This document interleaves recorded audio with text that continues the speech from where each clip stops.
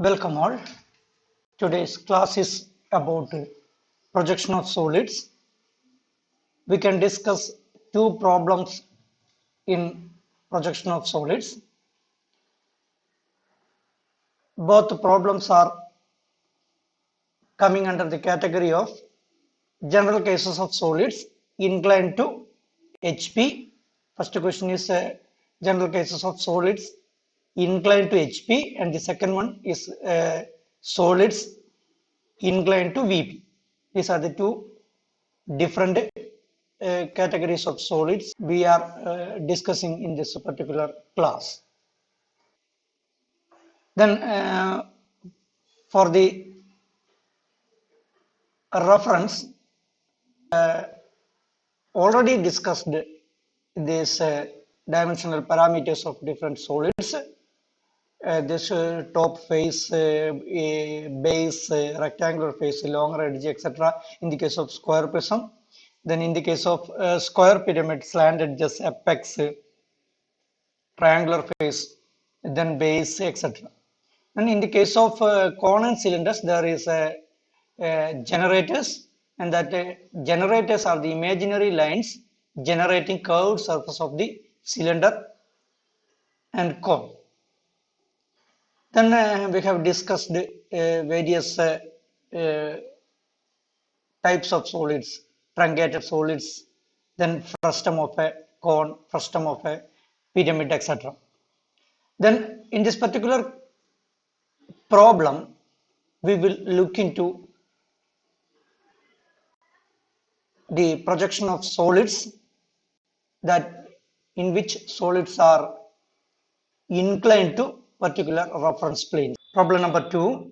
A cone 40 mm diameter and 50 mm axis is resting on one generator on VP. One generator on VP. One generator on VP. That is the condition. Then if the given solid is resting on VP, then in its base figure, axis must be perpendicular to VP. Axis must be perpendicular to VP. In the previous problem, we have discussed the projection of prisms, and the one of the triangular face of the prism is resting on HP.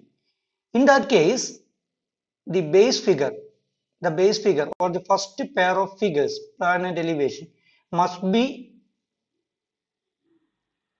in such a way that in its front view the axis is perpendicular to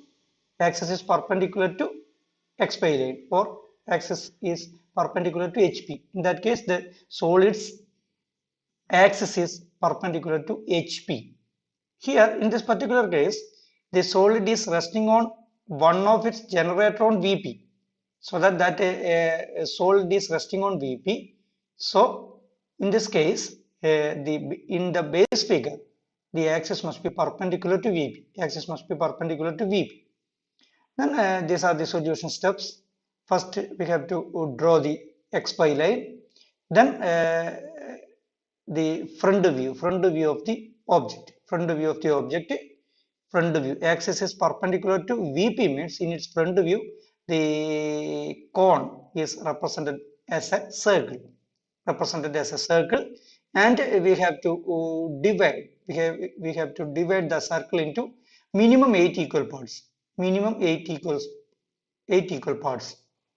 And we can name it as A dash, B dash, C dash, D dash, E dash, F dash, G dash, and H dash respectively.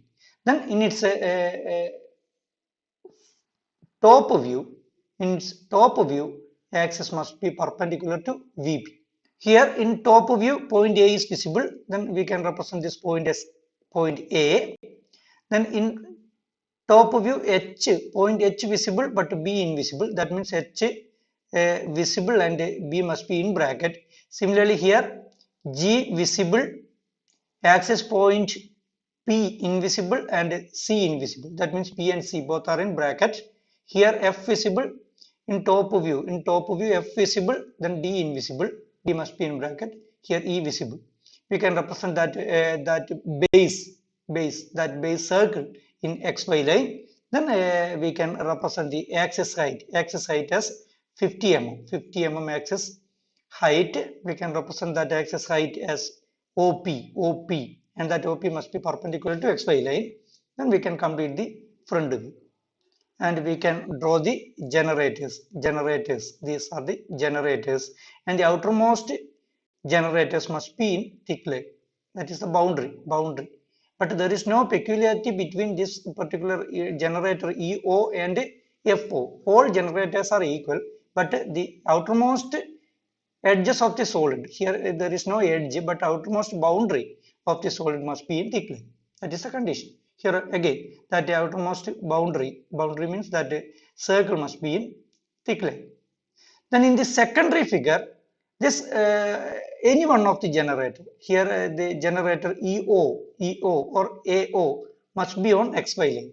Then that solid is resting on one generator on VP. Then we can tilt this triangle. In the secondary figure, we can rotate this front view in such a way that one of its generator EO must be on XY line. We can represent that EO on XY line. We can take the same length as in the first pair of figures. Then we can represent that EO. Then we can measure this angle theta. Then we can transfer that angle from first figure to second figure, and we can represent the base length, which is inclined theta degree with xy line. Because that xy line itself represents the generator EO. The angle between EO and base is equal to theta, and we can represent that angle between EO and the base in the secondary figure. Then we can mark the length EF. We can transfer this small length here. Similarly, we can mark all the points here. Then we can project that entire points, and we can locate each and every point in the final front view by projecting or by drawing a line which is parallel to xy line, which is passing through a dash, b dash, c dash, etc. And the meeting point of this the horizontal line which is passing through a dash, and the vertical line which is passing through a must be equal to a1 dash. Similarly, we can locate b1 dash, c1 dash, d1 dash, e1 dash, f1 dash, g1 dash, etc. Then after locating all the points, then similarly we can locate o1 dash also. After locating all the points, we can complete this base representation of base. In front view, this is the front view. In front view, we can see that entire base of the cone is visible, so that we can complete that elliptical shape completely in dark outline or thick outline. Then we can draw the tangents through point O to this particular ellipse. That will become the outermost part of the solid. This particular generator is outermost generator of the solid, which is shown in the front view. That need not be C1 dash O1 dash or G1 dash O1 dash. That need not be G1 dash O1 dash or C1 dash O1 dash. That may be C1 dash O1 dash or G1 dash O1 dash, because all the generators have equal priority in this in the case of the cone. We just draw a tangent to this particular ellipse from O1 dash. That will become the outermost generator.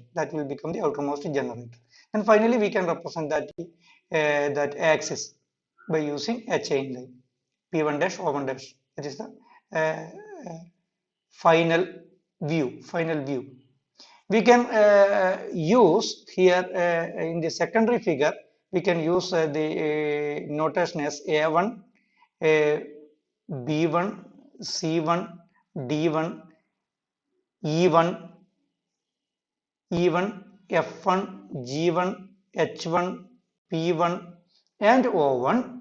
That will be better. That will be better. We can use that type of terminology. Then it will, in the final front view, that will become O1 dash, A1 dash, B1 dash, etc. That is the correct terminology. Correct terminology. Okay, that's all about the second problem. Thank you. Thank you all.